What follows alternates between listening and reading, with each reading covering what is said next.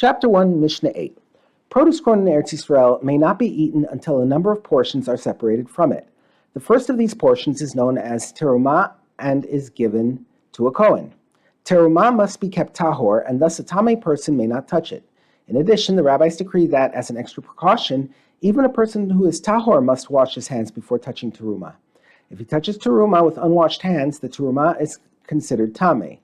This Mishnah, which also appears in Ma'aser Sheni, Chapter 2, Mishnah 4, cites a dispute about whether this requirement applies even to vetch, a plant used mainly as animal feed, from which terumah must be taken only by rabbinic law. Vetch, a bean-like plant that is terumah. Beis Shammai say one who soaks the vetch or rubs it on his skin must do so when his hands are tahor. That is, he must wash his hands before touching it, just as for ordinary terumah. But one may feed vetch to his animals even when his hands are tamei. That is, he does not have to wash his hands first. Since vetch is not usually eaten by people, its terumah does not have to be guarded as tahor with the same stringencies as ordinary terumah. Thus, a person can feed it to his animal without washing his hands first. However, when a person uses this vetch in other ways, such as soaking it or rubbing it on his skin, he must observe all the stringencies of terumah. For if he does not, people who see him might mistakenly think that even ordinary terumah may be handled with unwashed hands. The next two opinions involve a basic rule of terumah, that food can become tamei only if it has been prepared by becoming wet with one of 7 specific liquids, one of which is water. See Chapter 4, Mishnah 6. The Mishnah cites Beis Hillel's opinion.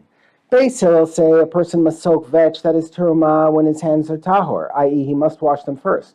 But he may rub his skin with vetch or feed it to his animals even if his hands are tamei, i.e. he does not have to wash them first. A person may use vetch without washing his hands unless he is soaking it, because soaking vetch with unwashed hands causes 2 things at once. It prepares the vetch to become tamei by wetting it, and it makes the vetch tamei by bringing it into contact with unwashed hands. Shammai's opinion. Shammai says a person does not have to wash his hands before handling vetch, but the vetch should be fed to animals only when it is dry. A person may not use vetch in a way that is obvious that he is making it tamei. Since produce can become tamei once it is wet, if a person uses wet vetch with unwashed hands, it will be clear that he is making it tamei. This is forbidden. If the vetch is dry, though, it is not obvious that he is making it tamei, and the rabbis did not require him to wash his hands in such a case. A final opinion. Rabbi Akiva says a person may do all activities involving vetch when his hands are tamei. The rabbis made no decrees about this.